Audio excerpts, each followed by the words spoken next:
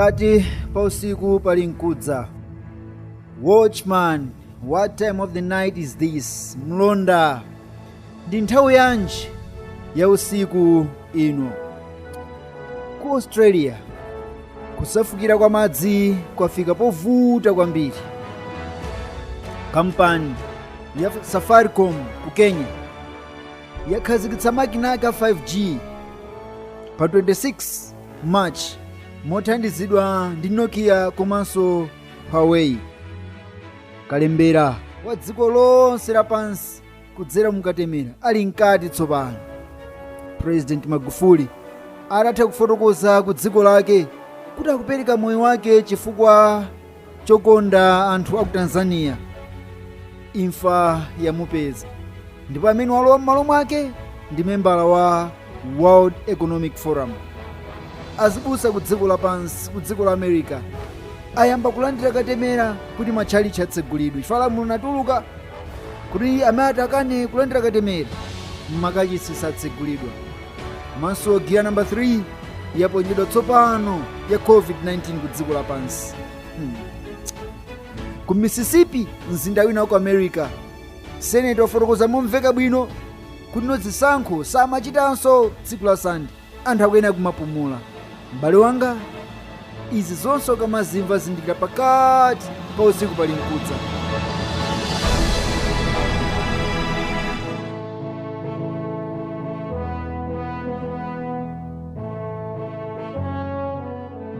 Mateyu chapter 25 verse 1 mpaka 13.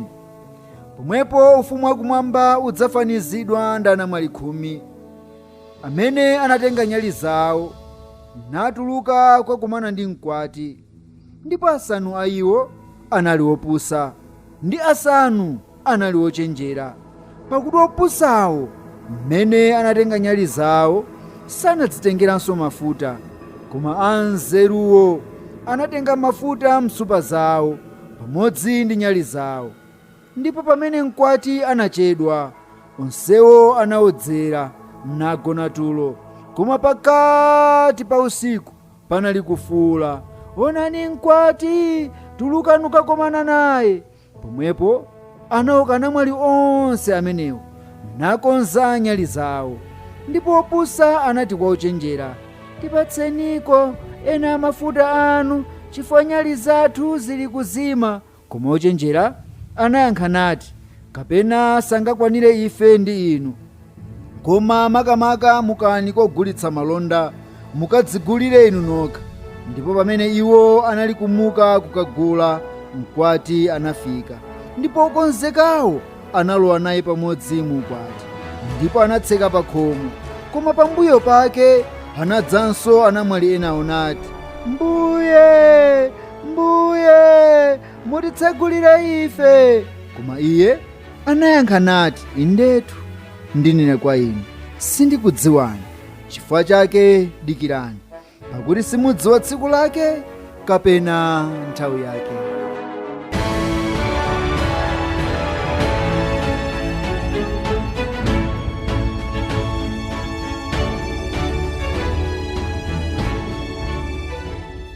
Mukamaliyang'ana dzikoli, zochitika zonse mupeza kuti pafupifupi munthu aliyense akututumuka ndi zochitika zonse za pa dziko lapansi. Mu verse 6 medakhati kuona kwa masabata angapo poona kuti koma pakati pa usiku panali kufuwula, onani mkwati, tulukani ukakumana naye. Ganizo limene likubwera kwa ofuwula pakati pa usikupa ndilowayitanira anthu kuti tulukani mukakumane naye mkwati. M'bale wanga, muzochitika zonse mmene zikuchitika pa dziko lapansimu ukuyenera kumamva Mulungu wakumwamba akuyitana kuti Yesu Khristu ali mkudza.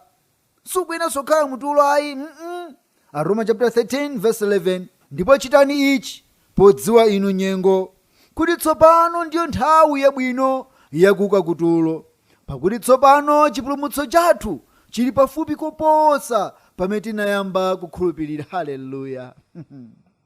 Mwamngoditsimikizira kuti nyengo imene tikukhalayi tikuyenera tsopano ife kuidziwa nyengo ndi nthawi tsopano yakuka kutulo. M'bale wanga, mene dziko likuyenderamu muzochitika zonse zizindikira kuti ndi nthawi tsopano yakuka kutulo, kunyamuka, kukonzekera kukumana naye mkwati, chifukwa chipulumutso chathu chili pafupi koposa mmene tinayamba kukhulupirira. M'bale wanga, ndi nthawi ino tsopano yakukonza moyo. Zindikira zimenezi, ndi nthawi yakukonza moyo. Pamene ukumvera uthenga uwu, upange chisankho chomudziwa Yesu nkumayenda naye. Usangogomedwa nkumasangalala kumamvera uthenga, koma ukuyenera kupanga chisankho. Tamverana abwenzi, dzikoli lifika pena pake zinthu zikhala ngati zikuyenda bwino, koma kakhala kantendere kuchepa kwambiri. COVID-19 imene avutiramo panopo ali mu gear 3, zovuta zonde zilipo, koma ifika nthawi ina yake kukhala kanyengo kantendere pang'ono. Ndi kudziwa bwanji zimenezi? Daniel chapter 8 verse 25. Ndipo mwakuchenjera kwake adzapindulitsa chinyengo mdzanja mwake, nadzazikudza mu mtima mwake, ndipo posateketseka anthu adzawononga ambiri. Adzawukiranso kalonga akalonga, koma adzathyoledwa popanda manja. Chimene chidachitika ku dziko lapansi ndi m'bale wanga uchimvetse. Panopo dziko lagwedezeka COVID-19, pansi pakepa pali zochitika zambiri zimene zikuchitika zokhudza 5G ndi kulumikizana kwa zinthu, kusintha kwa chuma kubwera ku digital currency. Mmene zikuchitikira zimenezi ukayang'anisitsa dziko lapansi maso ake lagona pa COVID-19 ndikatemera. Ini matenda awa chimakumandabwitsa kwambiri. Zikuoneka kuti akudana ndi kupemphera. Ku Mozambique mipira, skulu ndi zoterezo atsegula, koma matchali chokha akuchita kuletsa kuti asatsegule. Zimenezi nzofuna uziyang'anisira m'bale wanga. Kumano ifika nyengo ina yake popeza anthu dziko lapansi akhala anthu amantha, akhala ophedwa, ndifika nthawi ina yake ifa chakatemera amakuyenda ku dziko lapansi kuti zikhala ngati anthu sakutekesekanso, chifukwa anthu ambiri makulandira katemera kuona ngati chimechi ndi chitetezo, akuona ngati ali pa mtendere. Maiko ambiri akuona zimenezi, ngakhale kuti musabata limeneli kumaiko ngati aku England, ku Sweden, maiko kwana 5 akhala pa strike, kukwiya ndi kutseka kwa maiko. Ipezeka nthawi inake mu dziko lapansi kukhala ngati kamtendere pang'ono, anthu akhala kuonera mipira nakhala okondwera muchita chilichonse, koma kamtendere kameneku kakhala kachinyengo, chifukwa kakanyanga kakang'ono. Ufumu wa Rome unamiza anthu kuti zonse zili bwino tsopano. Ndi malemba kufotokoza kuti pamene anthu adzaona ngati mposatekeseka adzawononga ambiri. Mukamtendere kamene kangabwerebwere mu dziko lapansi, ipezeka kuti nthawi imene anthu akukondwera kuzabwera kachinthu kena bom ndi kuwononga anthu ambirimbiri pa dziko lapansi. Kumapeto kwakeko kudzakhala nkhondo yachindunji, kulimbana ndi kalonga wakalonga, kulimbana ndi Yesu Khristu. Pamene zonse zikuoneka kuti zili bwino, ukawuyang'ana moyo uno mpamene munthu amatayirira, ukakumbukira ufumu wa Israeli, ukayang'ana mu nthawi ya mfumu Solomo, Yehova adampatsa Solomo zaka za mtendere. Chifukwa adampatsa zaka za mtendere, Solomo adafika potayirira nakazitengera akazi achikunja nayemba kupembedza mafano. Ndi dziko lapansili ngakhale mavuto ali chonchi, ngakhale zopseza zili chonchi, koma kupezeka kanthawi kena kake kuoneka ngati kamtendere. Ndifotokoze mopyoza pamenepo kuti m'bale wanga umvetse bwino zimenezi. Zosangalatsa za dziko lapansi zimene ukamwerenga ku Chivumbulutso chapter 18 verse 23 hakamba kuti ndi nyanga ya Babulo, zifika powakomera anthu. Ukaliyang'ana dziko lipanopo anthu mpira awusowa, ukaliyang'ana dziko lipanopo anthu masewera ambirimbiri awasowa, maphwando a nyimbo awasowa. Ndi Satana ngochenjera kwambiri, awakonzera anthu kamtendere kochepa pa dziko lapansi pogwiritsa ntchito zinthu zosiyanasiyana. Ndi upase chitsanzo chimodzi. Ndafotokoza kuti ku dziko la Kenya pa 26 March Mary Friday akhazikitsa network yawo ya 5G. Network ya 5G ukayang'ana mauthenga akumbuyo kudafotokoza kupang'ono zokhudza network imeneyi. Ndi network ya mphamvu, ndi network imene itapangise kuti zinthu zamakono entertainment ifike pa chimake, chifukwa mauthenga azithamanga kuposa amene akuthamangira pano. Igwira ntchito kwambiri network imeneyi. Ndimafuna ungodziwa kachinthu kochepaka. Network ya 5G ikakhazikika, timafoni ting'ono timene uli nato m'bale wanga, ndi network imene sizigwirizana tikhoza kuphulika timenetu. Moti panopo makampani ali busy kupanga mafoni ogwiriza ndi network ya 5G. ndi zinthu zimene zifika pachimake anthu aziona kuti koma moyo ndi umenewu tsopano moyo wafikapo tsopano kusangalatsa. Mipira m'bale wanga udziwe m'mastadium ikhala yosangalatsa yokoma kuposa mmene inalili poyamba, chifukwa imene ndi nyanga ya babulo. Nyimbo, mafilimu zifika pachapone kuti ndipokoma kwambiri, anthu aona ngati kantendere. Mabungwe agundikiza kwambiri ma workshop ndi zina zoterozo, anthu tindalama azikhala nato, kanyengo kochepa, kantendere kochepa kamene kalibwere pa dziko lapansi. Zikafika pokoma kwambiri zinthu, munthu samafuna kusokonezedwanso ndi mmene dziko takhalire. Iweyo ngotenga chitsanzo ku stadium, anthu akamaonera mpira, akamachemelera, amayimba nyimbo zawo zokoma, anthu amafika poiwala dzina lawo, anthu amayiwala kumene achokera, kuganiza kumachoka. Chifukwa chani? Masewera amakhota alowa m'mutu mwa munthu. Ngakhale munthu akamaonera filimu, amafika potenga maganizo ake ndikalowetsa mfilimu. Ngakhale umuwuza akulu chakudya chapya, zimavuta kuti munthu asiye filimu. Chifukwa chani? Ubongo wa munthu umatengedwa ndi kulowa mkati mwa masewera. Ndi dziko lapansili lifika pachimake ndi zinthu zokoma za dzikoli, ndipo anthu ambiri atengeka nazo. Koma nthawi yomweyo chipembedzo chifika posokonekera, monga zidali nthawi ya mfumu Ahabu ndi Yezebeli, omega apostasy. Pamene dziko litakomedwe ndi zochitika zokometsa moyowo, chipembedzo chifika posokonekera koopsa. 1 Mafumu chapter 16 verse 31-33. Ndipo kunali ngati kunamchepera kuyenda m'machimo a Yerobiamu mwana wa Nebati. Iye anakwatira Yezebeli mwana wamkazi wa Etibara mfumu ya Zidoni, natumikira Bala, namgwadira, nammangira Bala guwa la nsembe. Nyumba ya Bala anayimanga mSamariya. Ahabu anapanganso chifanizo, ndipo Ahabu amene anapambana mafumu onse a Israeli adawatsogolerawo kuputa mkwiyo wa Yehova Mulungu wa Israeli akumvetsa chisoni Ahabu. Mu nthawi ya mfumu Ahabu, Israeli opa mulunguyo. Ahabu adamtengera mtundu wa Israeli kupembedza mafano, adakwatira mkazi woyipa Yezebeli, amadambisa nkhani zozipentapenta, zomathwizathwiza. Yezebeli wopembedza mafano adampotoza Ahabu. Mapeto ake dziko lonse la Israeli lidambapembedza Bala. Hakuti eti mpaka ana Ahabu adammangira Bawa gula la nsembe musamariya. Ndi malemba akufotokoza kuti verse 33 akufotokoza kuti Ahabu anapambana mafumu onse a Israeli amanabwera pambuyo pake. Adaputa mkwiyo wa Yehova Mulungu wakumwamba. M'bale wanga, kupembedza mafano kumamkwiyitsa Mulungu wakumwamba. Chifukwa chani? Malamulo 10 lamulo namba 2 Exodus chapter 20 Yehova akufotokoza, usakhale na milungu ina koma ine ndekha. Lamulo namba 1. Namba 2, usazipangire fano losema mu zinthu zapadziko, za m'madzi, zakumwamba. Usazipembedze, usazitumikire izo, pakuti Yehova Mulungu wako ni Mulungu wa nsanje, wakulanga anafa chatete awo. M'bale wanga, Yehova madani ndi mafano. Ndi zimadachita Ahabu zidamkwiyitsa Mulungu wakumwamba ndi dziko lapansi. Mmene zinthu zikuyendera, chipembedzo chifika posokonekera, atsogolera ambiri a chipembedzo awatsogolera anthu kupembedza mafano. Pa dziko lapansi, m'bale wanga, ngasukudziwa kukuyenda kamphepo ka chipembedzo chopembedza chilengedwe, kamphepo kakuyenda nature worship, imene ndi mbali imodzi ya chipembedzo cha Bala. Uwona zochitika zambiri pa dziko lapansi. Zindikira kuti m'bale wanga, mpofunika kukonza moyo. Chitsokonekero mu chipembedzo, Israeli anapembedza mulungu wa dzuwa, mulungu wa chilengedwe Bala. Lero chipembedzo chifika pamene adafika mfumu Ahabu. Ndi pamene papa chikafika tsopano, mukamamva zokhudza COVID zikumalumikizana ndi chilengedwe, komanso ndi tsiku la dzuwa Sunday. Zonse zimene mukazimva zokhudza COVID-19 mukazimva bwinobwino zikumakhudzana kuti achilengedwe chonongeka.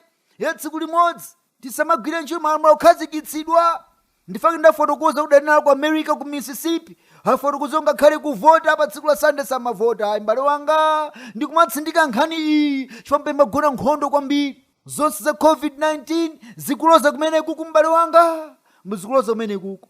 ndi chipembedzo chimene chidakula mphamvu mu nthawi ya Ahabu chabala mu dziko lapansi, chikuyenda pang'ono-pang'ono, chikulowa pang'ono-pang'ono, kuphatikiza chilengedwe ndi kupembedza dzuwa.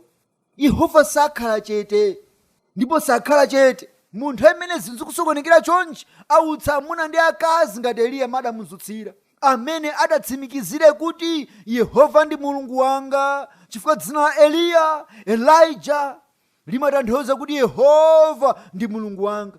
Ndiye Mulungu wakumwamba adzutsa amuna ndi akazi pa dziko lapansi. Amadatsimikizire kuti ngakhale chipembedzo chasokonekera kuma ifeyo tipembedzabe Yehova Mulungu wakumwamba, tikweza dzina lake nthawi zonse. Amenewo ndi amene adzifuula kuti konzekani kukumana naye mkwati, monga Eliya adafuulira. Koma nodziwe ichi, pamene dziko litakomedwe ndi zosangalatsa za dziko lapansi, chipembedzo nkusokonekera, Yehova nkudzutsa amuna amphamvu mu dziko lapansi. Uthenga waukonzanso umveka ku dziko lapansi. Uthenga waukonzanso umene uwu ndi umene ukumveka pakati pa usiku kufuula. Uthenga wachiweruzo ufika ku dziko lapansi. Ukamwerenga 1 Mafumu chapter 17 verse 1 pali mawu awa: ndipo Eliya wakuti Sibe, wokhala ku Giliyadi, ananena ndi Ahabu nati, pali Yehova Mulungu wa Israeli, amene ndikhala pamaso pake, ngati adzagwa mame kapena mvula zaka izi, koma mtanena ine ndipo. Haleluya. Eliya adalengeza chiweruzo pa dziko la Israeli, kuti popeza mapambuka mukupembedza Baala mulungu wa dzuwa wa chilengedwe, ine Eliya, amene Yehova ndi Mulungu wanga, amene ndikhala pamaso pake, ndisanthula za iye, ndisanthula malemba, ndilalikira za ufumu wake. Israeli dziwa, Ahabu dziwa, mvula sigwanso kufikira ine nditanena. M'bale wanga, dziwa ichi tsopano. Pamene Eliya adapereka uthenga wa chiweruzo umenewu, chidachitika mchiyani? Uthenga wa chiweruzo udakwiyitsa boma la Ahabu pamodzi ndi mpingo mu chifanizo cha Yezebeli mkazi. Yezebeli akuyimira mpingo, Ahabu akuyimira boma. Zindikira kuti tsopano dziko ndi boma zikulumikizana. World Council of Churches ndi maboma onse zikulumikizana, anapirika phuma kwa anthu kuti anthu sakumvera ndilekatemera, akakamizeni anthu apange izi. Kulumikizana kumene kuku kupangitsa kuti uthenga wa chiweruzo mabwera ku dziko lapansi. Boma likwiye ndi uthenga wa chiweruzo, mipingo ikwiye ndi uthenga wa chiweruzo, monga adakwira mu nthawi ya Eliya.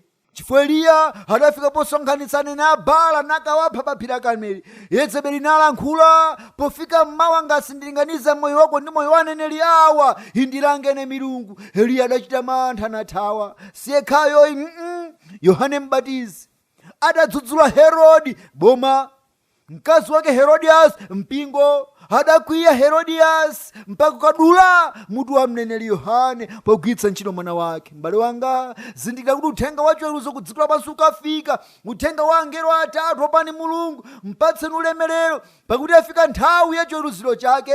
Mulambireni iye, madalenga mwamba, mtunda ndi nyanja ndi madzi ndi akasupe amadzi. Ukafika uthenga umenewo, anthu akwiye ku dziko lapansi. Chifukwa chani anthu adakwiye ku dziko lapansi? Zindikira ichi. Kumapeto ano, boma la dziko lonse lapansi limene pa Chingereza kulitchula kuti New World Order, mene muli ndalama imodzi ya digital, mene muli boma limodzi olamulira mmodzi, mene muli tsiku limodzi lakupembedza mu boma latsopano la dziko lapansi, pamodzi ndi mkazi wa chigololo mpingo. Chivumbulutso chapter 17 afika pokwiya ndi uthenga wa chidzudzulo wa chiweruzo, kuti awa kutisokoneza awa. Kumaso anthu ku dziko lapansi afika pokwiya osafuna kumva uthenga wa chidzudzulo, chifukwa auna ngati dziko likukoma, 5G kamagwira ntchito, ndalama zikamaoneka paka mphindi kuchipa. Anthu akalandira katemera ku dziko lapansi amanga kana kuti awa akutisokoneza awa, kanyengo kamene koko. Anthu safunanso kumva uthenga wa chidzudzulo ayi. Safuna kusokonezedwa. Pamenepo kubwera lamulo la imfa kutsogoloko. Munganabwera lamulo la imfa pa Herode, munganabwera lamulo la imfa pa Eliya. Chomwe chisonthao ya kumapeto sichitika. ndipo anthu okhala pa dziko chifukwa cha kukomedwa ndi zonyengerera zakanyanga kakang'ono Rome, anthu safuna wina awasokoneze. M'bale wanga dziko ili likutsetsereka, ndifuna kuti pakati pa usiku pali nkudza zochita zonsezi zikuonetsera zomwe analankhula Ahabu kwa Eliya zibwerezedwanso. 1 Mafumu chapter 18 verse 17 mpaka 18. Ndipo kunachitika pamene Ahabu anaona Eliya, Ahabu anati kwa iye, kodi ndiwe uja umavuta Israeliyo? Nati iye, sindivuta Israeli ayi, koma inu ndi nyumba ya atate wanu, popeza munasiya malamulo a Yehova ndi kutsata Baala. Ahabu atamuona Eliya akudza kuzazionetsera, Ahabu adankwiyira Eliya anamuza, iwe Eliya, iwe ndi amene ukuvuta Israeli, wabweretsa chiweruzo ku Israeli. Koma Eliya adati, m'bale Ahabu sineyo, koma iweyo ndi nyumba ya atate wako, chifukwa mudasiya malamulo a Yehova ndi kutsata Baala. Lero dziko lapansi malamulo wonse amabwera COVID-19 akusiya malamulo a Mulungu nayamba kutsata malamulo a Baala, apembedza chilengedwe komanso dzuwa. M'bale wanga, zindikira kuti sisoyo yatembenuka, dziko lonse liyamba kuloza, kuti anthu amakumpembedza Mulungu mu mzimu ndi choonadi, ndamakubweretsa mavuto pa dziko lapansi. Dziko lonse chifukwa chakumva kukoma mtendere wabodza wa dziko lifika powukira onse okana ulamuliro wa chirombo, okana ulamuliro wa New World Order. Kodi ukudziwa m'bale kuti Magufuli asanamwalire adalankhula mawu, adalankhula kuti ndikudziwa ndifa koma ndikupereka moyo wanga chifukwa cha inu anthu aku Tanzania. Azungu awa samakukondani. Ndoka mwalenga Daniel chapter 7 akunoti mufumu wa Rome mmeka nyanga kadaphuka mmene momo, kadangophuka kanyanga kang'ono kaja, nyanga zitatu adazula ndi mizu yomwe. Nyanga zitatu zimenezo ndi maufumu, ufumu wa Heruli, wa Vandos ndi wa Ostrogoth. Chifukwa cha mphamvu imene kwa mufumu wa Rome wachipembedzo idapangisa mafumu ena kuzulidwa.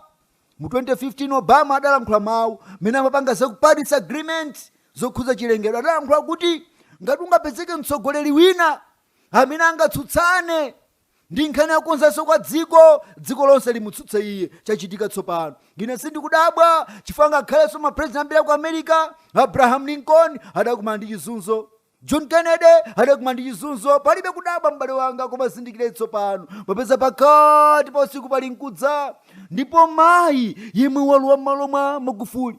M'bale wanga, zindikira ichi ndi membala wa World Economic Forum. Uyembekezere zosintha zambiri ku dziko la Tanzania zomwe zitakhudza Malawi kwambiri. Mlonda ndi nthawi yanja usiku ino, pakati pa usiku pali nkudza, pakati pa usiku pali nkudza. Tikumaliza tsopano uthenga wa tsiku lale m'bale wanga. Mateyu chapter 25 verse 7 pali mawu awo, pomwepo anaukana mwali wonse amenewo nakonza nyali zawo. Pamene mawu adamveka, onani mkwati tukanuka kumana naye, pomwepo anaukana mwali wonse amenewo nakonza nyali zawo. Nthawi ino ndiyo yokonza moyo m'bale wanga. Mene ukumva uthenga uwu, dzuka konza nyali yako. Ino ndiye nthawi yakuguliratu mafuta kuti akhale msupa yako. Verse 8 pali mawu awo, ndipo opusa anati kwa ochenjera, tipatseniko ena mafuta anu chifukwa nyali zathu zili kuzima. Bwenzi, zindikirani, musagale gulu lopusa. Lolani Mzimu Woyera agwire ntchito mwa inu lero osatinso mmawa, kuti nthawi iyi ikafika posautsa mudzakhonze kulimbika. Chilimbikireni. Mzimu Woyera sagawanayi, khalidwe sagawanayi. Nthawi youmba khalidwe labwino ndino, nthawi yola Mzimu Woyera asinthe moyo ndino, koma kwa iye wakulimbika chilimbikireni, imweyu adzapulumuka. Tikabweranso ulendo winawo tikuyang'ana pa verse 9 kumatsetsereka. M'bale wanga, chifukwa chani ochenjera adawamana mafuta anzawo opusa amene sadenge mafuta? Ngoyena kuzindikira m'bale wanga, chifukwa nthawiyi ndi alakwika, nthawiyi yavuta. Yesu Khristu akudza pompano, pofunika kumulandira akhale mbuye ndi mpulumutsi wa moyo wako, koma kwa iye kulimbika chilimbikireni, yemweyu adzapulumuka. Mateyu chapter 24 verse 13. M'dzina la Yesu Khristu, amen.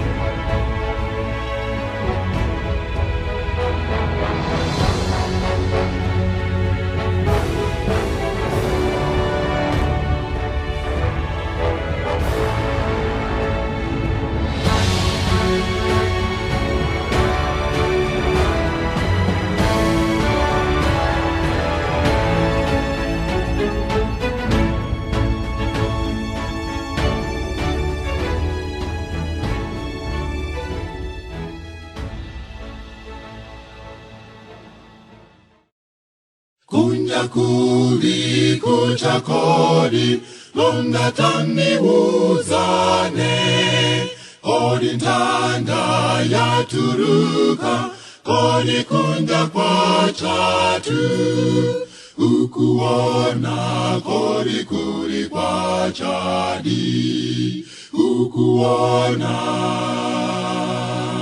kodi kuli kwa chadi tifusite za ulendo kodi kuli kutadi tayandika tukudoko kodi tingawone tiko la kumambako tingawone tiko la kumambako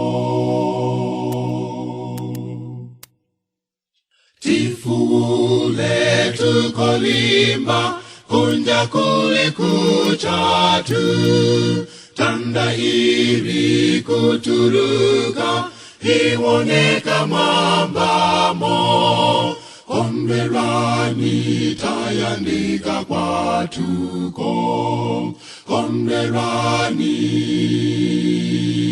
tayandika kwatuko